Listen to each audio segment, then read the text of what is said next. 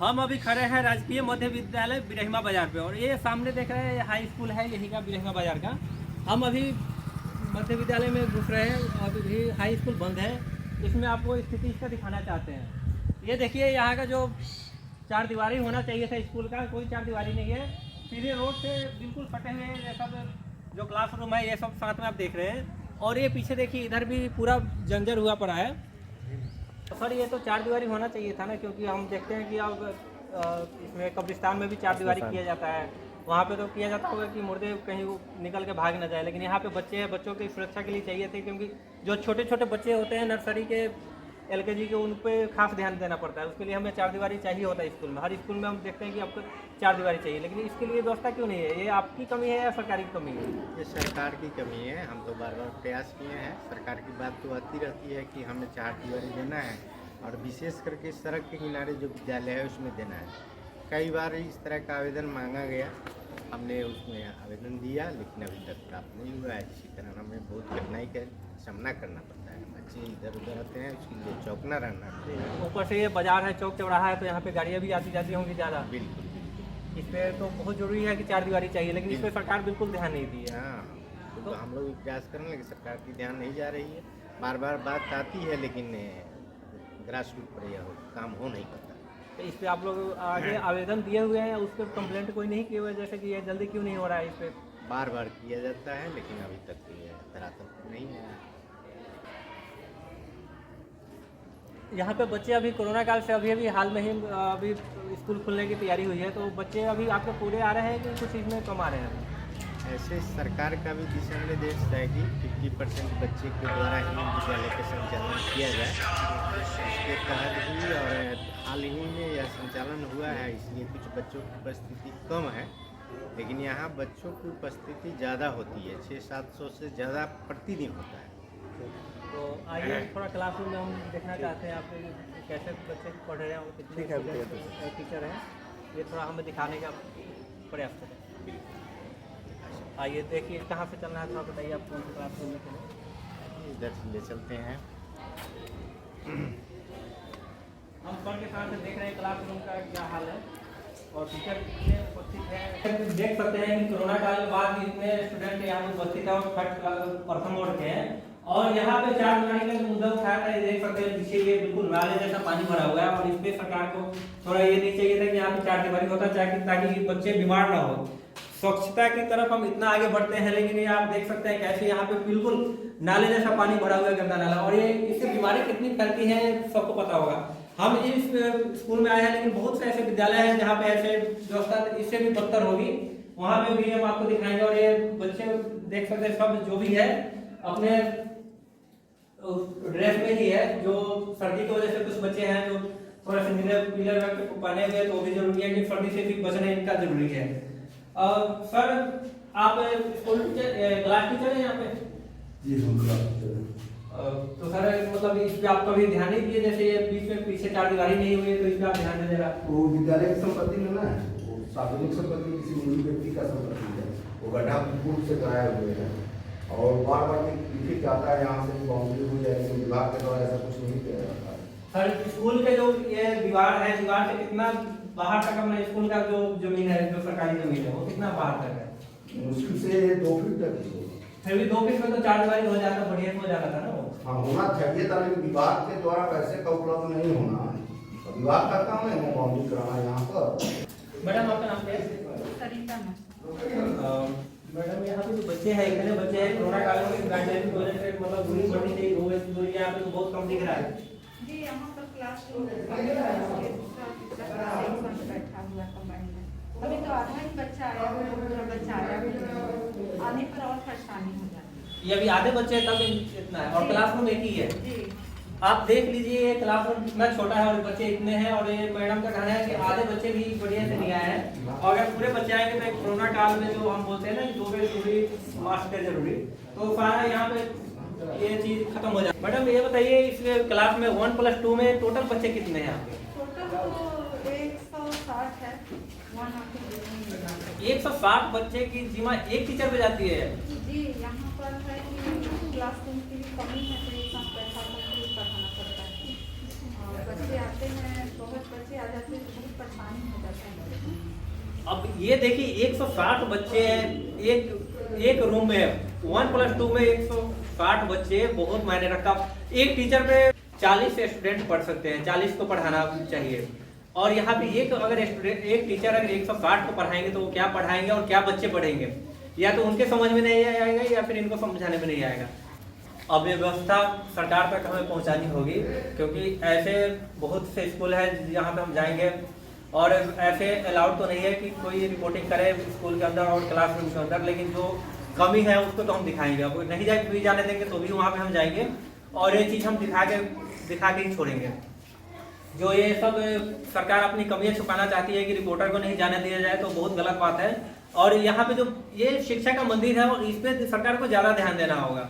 शिक्षा जरूरी है, शिक्षा के बाद ही हम किसी चीज़ में आगे बढ़ पाएंगे, किसी कार्य क्षेत्र में आगे बढ़ पाएंगे। शिक्षा नहीं है तो हम मतलब मनुष्य जानवर की भांति है वो। आइए हम बाहर आ गए हैं और सर से ज़रा बात करते हैं, क्योंकि हम अभी 2 क्लासरूम में गए हैं और जो स्थिति देखे हैं यहाँ की स्थिति आपको हम दिखा चुके हैं। स्टूडेंट इतने हैं और एक टीचर पे इतनी स्टूडेंट की जिम्मेदारी है, तो जिम्मेदारी कैसे निभा सकेंगे इतने स्टूडेंट पे। एक स्टूडेंट अगर 40 बच्चे हो जाए तो वो भी, अगर छोटे बच्चे हो तो उनको पढ़ाना ज़रा मुश्किल हो जाता है, क्योंकि बच्चों को संभालना भी होता है। 1 क्लास और जो 2 क्लास है इसमें छोटे छोटे बच्चे होते हैं, तो इसमें सरकार को ध्यान देना चाहिए कि एक पे अगर 40 भी दे रहे हैं तो वो भी थोड़ा ज़्यादा हो गया, क्योंकि बच्चे परेशान ज़्यादा करते हैं, तो उस पर इसको ज़्यादा ध्यान देना चाहिए। आइए हम और टीचर से बात करते हैं और प्रधानाध्यापक सर से भी बात करते हो। सेक्शन लड़कियों के लिए है, फिर भी यहाँ 72 बच्चियाँ हैं और अभी तो कोरोना गाइडलाइन है और स्टार्ट हुआ है, इसलिए उपस्थिति कम है। लेकिन पूरी उपस्थिति रहने पर जो स्थिति यह है कि यहाँ बैठने में दिक्कत होता है, 6 में 2 सेक्शन करने के बावजूद भी। यानी मिला जुला कर जब देखिएगा कि रूम की कमी हमारे यहाँ ज़्यादा है। हम लोग प्रयासरत रहते हैं कि अच्छी से अच्छी शिक्षा दें और बच्चों को देख करके आप पता लगा सकते हैं कि बच्चे यहाँ भी हमको सहयोग कर रहे हैं। सरकार सहयोग करे तो हम लोग अच्छा से अच्छा कर सकते हैं। भी है, देखिए यहाँ बच्चे। सर आपका नाम क्या होगा? सर इसमें 72 बच्चे सर बता रहे हैं कि 72 बच्चों का ये सेक्शन है और इसमें 72 बच्चे आ जाते होंगे इसमें। 72 बच्चे हैं, लेकिन इसमें जब अभी कोरोना काल है इसलिए हाल फिलहाल में विद्यालय बंद था। 7 फरवरी से विद्यालय खुला है, उसमें भी 50% उपस्थिति है, यानी आधे बच्चों को आना है, आधे बच्चों को अल्टरनेट कहते हैं, अगले दिन आना है। इसमें अभी आप देख रहे हैं संख्या इतनी है, यदि पूर्ण 100% उपस्थिति होती है तो यहाँ बैठने की जगह नहीं मिलती है। लगभग 60 to 70 यानी 60 से 70 के बीच में उपस्थिति यहाँ आती है, यानी 80 से 90% स्टूडेंट क्लास में रहते हैं, उनको बैठने के लिए जगह नहीं होती है। या तो तब बोरा को बैठाया जाता है, यहाँ बैठने के लिए फर्नीचर की व्यवस्था भी नहीं है, बच्चे नीचे बैठ करके पढ़े हैं और बैठने के लिए छोटा रूम क्लासरूम होने के कारण जगह नहीं मिल पाती है बच्चों को बैठने के लिए। आप देखिए कैसे ये सब 6th क्लास की बच्चियां हैं, इनको बोरे पे बैठाया जा रहा है। ये हमें दिखाने में शर्म महसूस हो रही है कि 6th क्लास की बच्चियों को बोरे पे बैठना पड़ रहा है। इस पे सरकार का ध्यान सरकार दे रही है या नहीं दे रही है, ये भी सर से पूछते हैं हम। सर ये जो बेंच है सरकार आगे से नहीं दे रही है, मुहैया नहीं करा रही है, या फिर बीच वाला कोई खा जा रही है? बेंच डेस्क की व्यवस्था आज से 3 साल पहले लगभग 40 बेंच के आसपास आया था, जो उच्च क्लास में 8 में जो सेक्शन है ए और बी उसमें बेंच लगे हुए हैं, बेंच डेस्क लगे हुए हैं। 7th बी में बेंच डेस्क लगे हुए हैं। बात करके दूसरे क्लास में लगाने के लिए नहीं बेंच डेस्क है, जिससे क्या बच्चों को पूरा होता है। तो मैं जैसे पूछ रहा, जैसे सरकार इसको दी है या फिर बीच वाले लेके खा गए? जैसे बीच में सरकार को डायरेक्ट देती नहीं है, बीच में जैसे कोई जैसे पदाधिकारी के हाथ में आता है वहाँ से फिर आगे बढ़ाया जाता है, तो ये सरकार की तरफ से ही नहीं आया है कि बीच से नहीं आया है? पिछले बार जब आया था उस समय बेंच डेस्क की व्यवस्था यहाँ क्या है, 40 बेंच डेस्क आए थे जिसमें कुछ क्लास में लगे हैं, उसमें से भी कुछ टूटे हैं, क्षतिग्रस्त हो गए हैं, कुछ बचे हुए हैं जिसमें 3 क्लास 8वीं ए और 8वीं बी में लगा हुआ है और 7वीं डी में लगा हुआ है। क्योंकि 6ठी क्लास से ऊपर यहाँ सेक्शन है, लड़कियों का अलग सेक्शन है बी सेक्शन, लड़कों का ए सेक्शन। हम आपको ये दिखा रहे हैं इसलिए कि ये बिहार सरकार की जो कमियां है वो हम दिखाना चाहते हैं। ये देखिए जो कमी है उसे हमें मानना पड़ेगा। हम सरकार के खिलाफ तो नहीं बोल रहे हैं, लेकिन जो कमी है सरकार में वो चीज़ हमें देखनी चाहिए, सरकार को देखनी चाहिए। हम तो दिखाने का प्रयास कर रहे हैं, हम ये चीज़ हम पूरा नहीं कर सकते क्योंकि ये सारा फंड सरकार के अंडर में है। सरकार को जो फंड आती है वो चीज़ यहाँ पे खर्च क्यों नहीं करती है? अगर खर्च करती है तो उसका बताया कि हर स्कूल में जांच कराए कि क्यों नहीं आ पाती है वहाँ पे। हम अभी इस स्कूल में और स्कूल में जाएंगे, वहाँ का भी हाल देखेंगे। यहाँ पे 2-3 क्लास और देख लेते हैं कि वहाँ पे बेंच कितने लगे हुए हैं और क्या स्थिति है। जो सबसे बड़ी बात है सर, प्रधानाध्यापक सबसे बात किया हो कि 4 दीवारी नहीं है, जो बच्चों जो सड़क के साइड में बिल्कुल है। और यहाँ भी स्कूल में छोटे छोटे बच्चे हैं तो यहाँ देख रहे हैं कि सुरक्षा के लिए चाहिए कि मान लीजिए कभी लंच टाइम होता है तो उनको बच्चों को निकल के इधर उधर भागते होंगे, संभालने में भी दिक्कत आता होगा, तो उसके लिए 4 दीवारी लगाया जाता है। तो वो व्यवस्था यहाँ पे क्यों नहीं है 4 दीवारी की? चारदीवारी की व्यवस्था अभी तक यहाँ नहीं हो पाई है।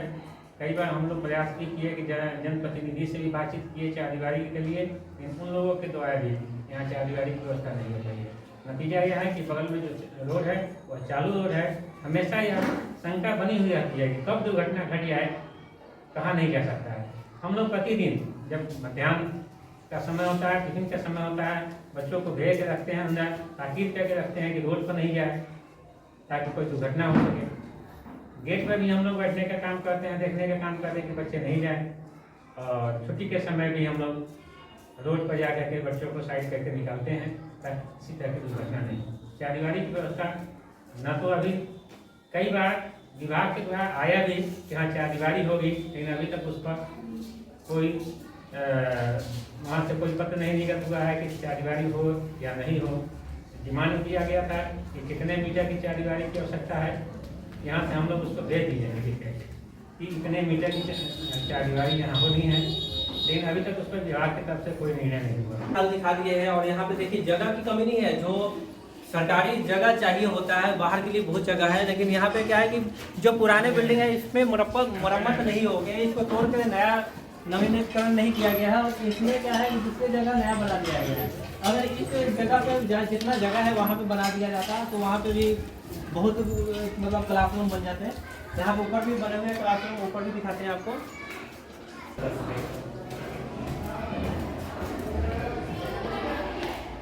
है जी लड़कियों का सेक्शन है।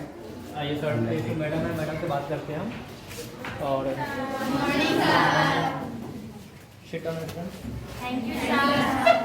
और आप देख सकते हैं इनका अभिवादन है बच्चों का।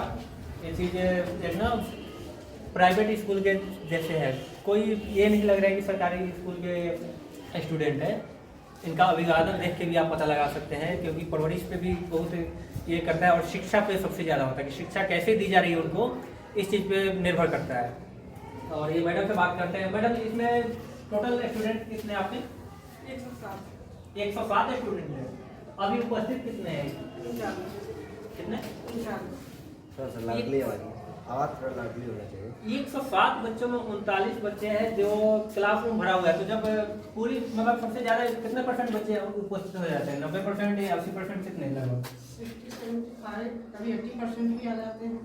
एग्जाम होता है तो 100% भी आ जाते हैं। ये तो कभी इस पे होता नहीं जैसे कि अगर स्टूडेंट नहीं आ रहे तो इस पे कुछ गाइड करें कि स्टूडेंट ज़्यादा से ज़्यादा है हमारे?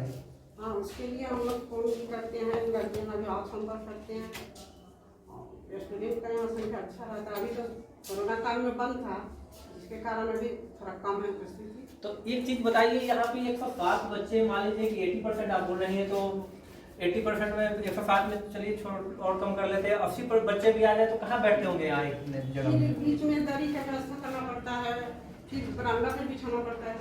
तो ऐसा तो ज़्यादा होता होगा ना, अभी कोरोना गाइडलाइन की वजह से आप 50% बच्चों को बुला रही हैं। हाँ, तब तो दरी तो ज़्यादा से ज़्यादा दरी बिछा के रखना पड़ता होगा। दरी बिछाना पड़ता है, परेशानी होती है। अब ये देखिए यहाँ पे दरी पे बच्चे पढ़ेंगे 8th क्लास के, जो लड़कियों का सेक्शन है वो 8th क्लास के जो है, और वो दरी पे बैठेंगे बच्चे। अब हम ये कहते हैं कि शिक्षा पे जो जोर देना चाहिए, और बैठने की व्यवस्था नहीं है हमारे पास, क्लासरूम की व्यवस्था नहीं है, जगह बहुत है लेकिन क्लासरूम नहीं बनाए हैं। तो इसमें अब बच्चे पढ़ेंगे या सरकारी स्कूल में पढ़ेंगे, कहाँ पढ़ेंगे? कोरोना की वजह से अभी कम आ रहे हैं, जब पूरे आएंगे तो कहाँ बैठेंगे वो? 1 मिनट जरा आपको ना अटेंडेंस दिखाते हैं, कितने बच्चे हैं और कितने। मैडम थोड़ा अटेंडेंस चेक रही जरा, क्या है?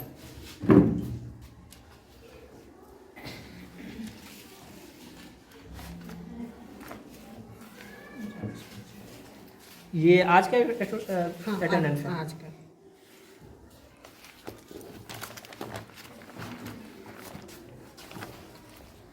फोकस करो इसमें सर, आ रहा है थोड़ा सा और अच्छा करो।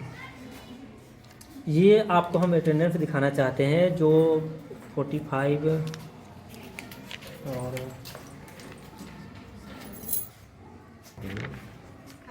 और ये 107 बच्चे की ये क्लासरूम है और यहाँ पे 39 अभी आए हुए हैं। इसमें सरकार के बारे में सरकार को आप कुछ कहना चाहेंगे कि आपके लिए कोई व्यवस्था कराई जाए, ऐसा कुछ व्यवस्था तो जरूरी है। मतलब क्या व्यवस्था में क्या चाहिए आपको? बच्चे को बैठने के लिए रूम चाहिए, रेस्टोरेंट चाहिए, सुचारू रूप से पढ़ाई चाहिए। हम आपको सीधे टीचर से बात करा रहे हैं और देखिए कैसे यहाँ पे क्या हाल है, क्या स्थिति है यहाँ का और कितने बच्चे हैं, क्लासरूम की क्या व्यवस्था है वो आप देख चुके हैं। और नीचे हम प्रधानाध्यापक सर के पास जाते हैं और उनसे भी कुछ बात करते हैं, जो कमियां हैं वो बताएंगे और जो इनमें कमियां जो हमें लगी है वो चीज़ भी इनको बताते हैं, वो कमी क्यों है। आइए बात करते हैं हम नीचे। सर मुझे ये बताइए, मैं आपके हर क्लासरूम में लगभग गया हूँ और उपस्थिति जो देखा हूँ बच्चों का जो भी है सामान्य तो इतना ही है और जहाँ पे हमें चाहिए था कि क्लासरूम ज़्यादा होने चाहिए थे वो बहुत कम क्लासरूम है। इस पर आप जैसे कोई एप्लीकेशन आगे नहीं दिया है कि क्लासरूम बढ़ना चाहिए? दिए हैं और हमेशा प्रयास रहते हैं कि बच्चे अच्छे व्यवस्थित और जो 40 का कम से कम 40 या 30 का 35 का रखा गया है उसको मेंटेन करें, लेकिन उनके अभाव में हम बच्चे को तो यहाँ से भगा नहीं सकते हैं।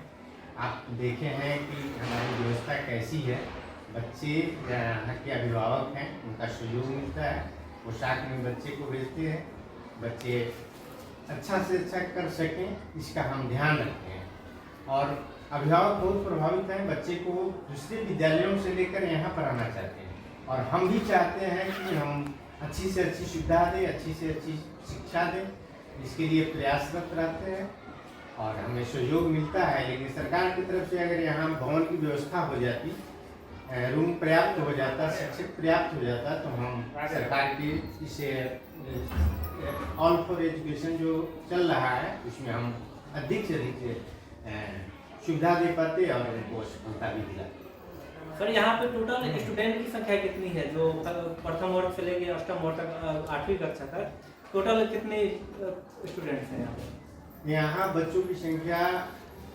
1000 प्लस है और जो रुझान है यहाँ आसपास के अभिभावकों का और बढ़ सकता है अगर हमारे पास रूम पर्याप्त हो जाए। हम चाहते हैं कि जितने बच्चे को यहाँ नामांकन कराएं उनकी सारी जिम्मेवारी लें, उनको अधिक से अधिक जो शिक्षा है अच्छी से अच्छी शिक्षा पर्याप्त उनको दे पाएँ। लेकिन भवन की कमी के कारण जो आप देखे हैं ऐसे हम व्यवस्था कर पाते हैं उसमें अगर सरकार सहयोग करे। यानी हम देखते हैं कि सरकार जो है ना शैक्षणिक संसाधन बढ़ा दे तो हम अच्छे से अच्छे प्राइवेट स्कूल हैं उनसे भी अच्छे कर सकते हैं। ये आप देखिएगा अमूमन कि सरकारी विद्यालयों में जो है शिक्षक बहुत मुनाफा है, लेकिन सरकार सुविधा उपलब्ध कराए तो अच्छा से अच्छा कर सकता है। सरकारी विद्यालयों में अच्छे मेरिट वाले ही शिक्षक आते हैं, कंपटीशन के द्वारा आते हैं और जो बच जाते हैं वही जो शिक्षक हैं प्राइवेट स्कूल में कम मानदेय पर रखते हैं, उनके पास योग्यता है तो कम है, लेकिन संसाधन और सर्कुलेशन जो बना हुआ है उस सर्कुलेशन में ढाल देते हैं बच्चों को, जो दिखाई पड़ता है कि यहाँ की व्यवस्था अच्छी है। लेकिन इसके विपरीत सरकारी विद्यालय में होता है कि शिक्षक मेरिट वाले तो हैं लेकिन उनको संसाधन नहीं मिल पाता है। संसाधन नहीं मिलने के कारण शिक्षक चाह के भी कुछ कर नहीं पाता है और मापदंड पर खड़े नहीं हो पाते हैं। हमारी यही अब ये देखिए कि सर जो बता रहे हैं इसमें पूरी सच्चाई है। जो यहाँ के टीचर आते हैं लगभग जो आते हैं मेरिट वाले आते हैं और कंपटीशन करके आते हैं। प्राइवेट स्कूल में कोई भी जाके अपना टीचर बन सकता है, लेकिन यहाँ आने के लिए बहुत प्रयत्न करना पड़ता है, उसके बाद ही आ पाते हैं। कुछ सर ऐसा होता है, पीछे भी सुना है हमने कि पैसे देके भी टीचर बन जाते हैं। उसमें आपके स्कूल में है ऐसा कोई टीचर की सब कंपटीशन वाले हैं? देखिए सारे जो हैं सरकार के मापदंड जो निर्धारित हैं उसी के तहत हैं, लेकिन कुछ ऐसी बातें आती हैं लेकिन उस संबंध में तो हम ज़्यादा नहीं बता सकते हैं। कि पैसे दे करके कहीं ना कहीं पलटता होगा, लेकिन 99% हमारी समझ से अगर होगी कमी तो 1% हो सकता है, या अथेंटिक बात हम नहीं कर सकते हैं, लेकिन 99% हम देखे हैं। मैं तो 94 बैच का टीचर हूँ, जो बिहार सरकार ने कंपटीशन के द्वारा बहाल किया, और हमें इग्नू में काउंसलर रहने का भी अवसर मिला है। शुरू में तो लगा कि सरकार की जो व्यवस्था है मार्क्स बेसिस पर लाया गया है, मार्क्स के आधार पर लगा कि कुछ शिक्षक आ गए हैं, उनमें मेरी भी कमी है, लेकिन प्रशिक्षण जो सरकार का सर्कुलेशन होता है उसको प्राप्त करने के बाद शिक्षक में मेरिट है। हम घूम कर देखते हैं, हमारा विद्यालय जो है संकुल विद्यालय है, यहाँ 17 विद्यालयों का एक संकुल बनता है। संकुल में हम अभी तो कोऑर्डिनेटर देख रेख करते थे, लेकिन वर्तमान में हम संकुल प्रभारी हैं और देख रेख हम भी करते हैं। जहाँ कमी होती है हमें सुझाव देते हैं, लेकिन वहीं जाकर के हम ठहर जाते हैं कि सरकार अगर संसाधन उपलब्ध कराए तो शिक्षा में परिवर्तन लाया जा सकता है। अब आप सर का बात सुन लिए, अब मैं भी कुछ कहना चाहता हूँ सरकार को कि सरकार को अगर व्यवस्था सही करनी है तो जो गरीब वर्ग के बच्चे हैं, जो छोटे वर्ग के बच्चे हैं, या फिर जिनको बड़े स्कूल में पढ़ने का संसाधन नहीं है, उनको पढ़ाने के लिए व्यवस्था नहीं देंगे तो कहाँ से बच्चे पढ़ेंगे। यहाँ पे बच्चे आप देखें, जितने भी बच्चे थे लगभग यूनिफॉर्म में थे, सभी ड्रेसेज में थे। कोई भी ऐसा बच्चा मैं नहीं देखा हूँ जो ड्रेसेज के विपरीत बैठा हो बच्चा। और जो सबसे बड़ी बात है कि ये शिक्षा का मंदिर है, यहाँ पे सरकार को ज़्यादा ध्यान देना चाहिए, और जगह के अलावे सबसे ज़्यादा जो है कि शिक्षा के मंदिर पे ध्यान देना चाहिए। जो सर की बातें हैं, यहाँ पे बोल रहे हैं कि 1000 से प्लस जो बच्चे हैं उनके लिए टीचर की व्यवस्था हम पूछते हैं इनसे कि टीचर कितने हैं इनके 1000 बच्चे पे। सर 1000 टीचर पे कितने स्टूडेंट कितने टीचर है आपके पास? हमारे यहाँ 1000 प्लस बच्चे हैं, लेकिन शिक्षकों की संख्या मात्र 11 है। और बहुत कठिनाई होती है, लेकिन फिर भी इतनी कठिनाई को झेलते हुए भी हम बेहतर से बेहतर शिक्षा देने का प्रयास करते हैं। इसमें हमारे सहयोगी शिक्षकों का भी बहुत योगदान है। वे अपने आप को टेंशनलाइज महसूस करते हुए भी टेंशन मुक्त शिक्षा देने का प्रयास करते हैं। मल्टी क्लास भी चलाते हैं और बहुत खुशनुमा माहौल में चलाते हैं, जो आप देखे भी हैं। अभी तो कोरोना काल से हम निकल रहे हैं, इसलिए बच्चों की उपस्थिति यहाँ कम है, लेकिन हमारे यहाँ बच्चे 100% ड्रेस में आते हैं। और यहाँ गरीब तबके के बच्चे आते हैं, वे किसी वर्ग से हो, किसी जाति से हो। यहाँ आप प्रवेश करके यह नहीं बता सकते हैं कि इनके अभिभावक संपन्न हैं, गरीब हैं। यहाँ सभी बच्चे बड़े खुशी माहौल में शिक्षा प्राप्त करते हैं, एक दूसरे से सहयोगात्मक सहयोग करते हैं और अच्छे माहौल में शिक्षा प्राप्त कर रहे हैं। और अंतर्गतवा यही बात आ जाती है, सरकार हमें सहयोग करे तो हम आसमान छू सकते। जी बिल्कुल सही बोल रहे हैं आप। यहाँ का माहौल देख के मुझे भी ऐसा लगा है कि जो भी है बच्चे खुशहाल, मतलब अच्छे से पढ़ रहे हैं, क्योंकि अभिवादन भी सब बच्चों का देखा हूँ मैं। सब बच्चे जो है अभिवादन करने में भी अव्वल है, कोई भी नहीं ये कह सकते कि सरकारी स्कूल में ऐसे नॉर्मली पढ़ता है। यहाँ पे मुझे भी लग रहा है कि शिक्षा अच्छी दी जाती है। सर थोड़ा सा ना आपको मैं कुछ कमियाँ दिखाना चाहता हूँ बाहर की, पढ़ाएंगे पहले।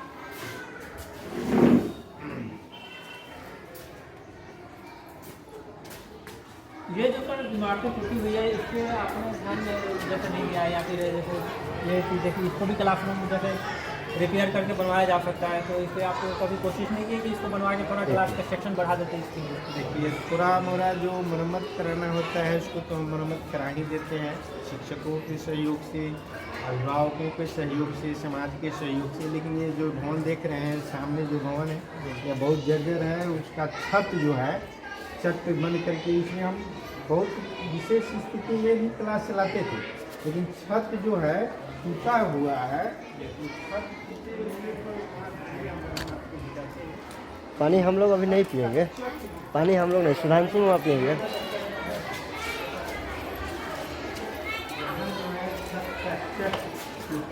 था, एक आध बच्चे घायल होने से बच गए, तो इसको हम क्षतिग्रस्त है वो करके इसे क्लास हटा दिए हैं। इस परिस्थिति में क्लास चलाते हैं तो देखते ही हैं, नहीं तो इसका पहले साल भर पहले इस क्लास को हम क्लासरूम के रूप में प्रयोग करते थे। इधर भी आइए देखिए, वहाँ जो वो टीना शेड जो बना हुआ है, पहले वह खपरेल मकान हुआ करता था, वो ध्वस्त हो गया। तो यहाँ जो टीना था उसको लेकर के और कुछ खरीद करके उसको मरम्मत कराए थे, लेकिन कोरोना काल में जो है बहुत जोर की आंधी आई तो उसको क्षतिग्रस्त हो गया। उसको 2 बार रिपेयरिंग अपने स्तर से कराए हैं, पुनः उसको रिपेयरिंग कराएंगे। और ज़्यादा बच्चे होते हैं धूप और बरसात में, वहाँ बच्चे को बैठा करके क्लास लेने के लिए हम सोच रहे हैं। इधर का जो है आगे आइए आपको दिखाते हैं। अब देखिए सरकार को क्या चाहिए कि हर जगह जो सरकारी काम है वहाँ तो बहुत पैसे लगाती है, लेकिन यहाँ पे जो स्कूल है, स्कूल के लिए क्या कमियाँ हैं आप देख सकते हैं। सब आपको दिखाना स्कूल की कमियाँ हैं वो आपको दिखा दिए हम। ये आप खुद ही डिसाइड कीजिए कि क्या होना चाहिए यहाँ पे। जो 4 दीवारी है ये नहीं बिल्कुल ही, और क्लास में इतने बच्चे हैं और क्लासरूम बहुत कम है। सर का बात आप सुन चुके हैं कि कैसे आगे से फंड नहीं आएगा या आगे से कोई सरकारी सुविधा नहीं आएगी तो कैसे अपने हाथ में ले सकते हैं सारा चीज़। ये कर भी कैसे सकते हैं, इनको जितना पावर है वो कर सकते हैं। आप देखिए आगे यहाँ इधर आप देख सकते हैं, यहाँ जो देख रहे हैं ये क्षतिग्रस्त मकान था, यहाँ खपरेल वाला था। इस पर हम प्रयास कर रहे हैं कि यहाँ सरकार अगर रूम दे देती तो यहाँ हमारा व्यवस्था होता, वर्ग कक्ष बढ़ जाता। जो कठिनाई आप देखे हैं क्लास में वो देखने का नहीं मिलता, शिक्षक बढ़ जाते। अगर शिक्षक सरकार समय पर भी बढ़ाएगी तो हम लोग मल्टी क्लास इतने मेहनत करके चलाते हैं कि रूम अगर पर्याप्त हो जाएगा तो ये 11 शिक्षक पर साहस रखते हैं कि 1100 बच्चे को भी हम लोग पढ़ा सकते हैं। लेकिन सरकार यहाँ संसाधन उपलब्ध कराता है, यहाँ रूम बन जाता है। आप वहाँ देख रहे हैं शौचालय है, वहाँ शेड है। आप चलिए आपको एक सर चीज़ दिखाते हैं। हिम्मत को क्या बोलते हैं और दूसरे बात साहस। आपको वो होगा ना जैसे धमकाने के उसमें साहस नहीं, एक और होता है। और सर का जो ये पहल मुझे बहुत अच्छा लगा कि ये बोल रहे हैं सरकार हमें साधन दे, हम आगे शिक्षा अच्छी से अच्छी दे देंगे। जिला स्तर पर एक चीज़ और बताना चाहेंगे कि जिला स्तर पर हमारे कम संसाधन में अच्छी से अच्छी शिक्षा देने पर खुश होकर के जिला प्रशासन जिला शिक्षा पदाधिकारी ने इस वित्त वर्ष में हमें प्रखंड स्तरीय अच्छे विद्यालयों में अंकित करते हुए जिला स्तरीय सम्मान दिया गया। इस सम्मान को हम आदर करते हैं और सरकार से आग्रह करते हैं कि वे भी हमें सहयोग करें तो हम बिहार की शिक्षा को अपने देश स्तर पर अच्छी शिक्षा के मूल्यांकन के लिए आप सुनने को मिलता है कि दिल्ली में अच्छी शिक्षा सुधार हो गई है। हम भी चाहते हैं कि उससे और बेहतर हम अपने बिहार में शिक्षा दें कि बिहार का नाम पसंद है। जो शिक्षा बिहार का पहले इतिहास में जो ऐतिहासिक बन के रह गया है उसको यथार्थ में वर्तमान में उतारने का हम प्रयास करें। सर को जिला स्तर पे बेहतर शिक्षा के लिए सम्मानित किया गया है। बहुत ही महत्वपूर्ण बातें हैं, ये गौरव वाली बात है जो हमें भी गौरवान्वित करता है कि चलिए हम जहाँ पे आए हैं यहाँ पे जिला स्तरीय पे इनको पुरस्कार मिला है। बहुत अच्छा बात है, बहुत खुशी की बात है। बस इनसे कुछ बहुत ऐसे टीचर हैं जो इनसे सीख लेनी चाहिए कि वो अपने बच्चों पे ध्यान दें। वो चाहें कि कन्वेंट स्कूल में बच्चे कम जाके सरकारी स्कूल में ज़्यादा से ज़्यादा पढ़ें और सरकार को भी ध्यान देना चाहिए कि हमारे सरकारी स्कूल में ज़्यादा शिक्षा मिले। और ये पीछे आप देख चुके हैं कि केजरीवाल सरकार ने दिल्ली के लिए बहुत कुछ किया है शिक्षा के क्षेत्र में। और शिक्षा के क्षेत्र में जो अच्छा किया है उस पर नाम सिर्फ दिल्ली में नहीं है, बाहर के लोग भी बताते हैं। तो हमें भी अच्छा लगता है कि शिक्षा के क्षेत्र में अच्छा कर रहे हैं तो बहुत अच्छी बात है, बहुत खुशी की बात है। अब इनको भी चाहिए कि बिहार के लिए जैसे हम लोग बिहार के लिए प्रयत्नशील है, दिन रात लगे हुए हैं, वैसे सरकार को भी चाहिए कि इस पर कोई अच्छा कदम उठाए और बिहार का नाम बहुत आगे जाए, बहुत रोशन हो। सर आपका बहुत बहुत धन्यवाद जो हमारे साथ जुड़े और इस सुझाव के लिए कि आगे भी हम आपका सुझाव आगे भी लोगों को बताएं, आगे उत्साह बढ़े लोगों का और सब आगे बढ़ने की कोशिश करें। आपको भी बहुत बहुत धन्यवाद। हमारे छोटे से कदम पर आपका सराहनीय अगर यह कदम होगा तो हम लोग कदम ताल करते हुए अपने बिहार का नाम रोशन कर सकते हैं। जय बिहार, जय भारत, जय विश्वगुरु। जय हिंद।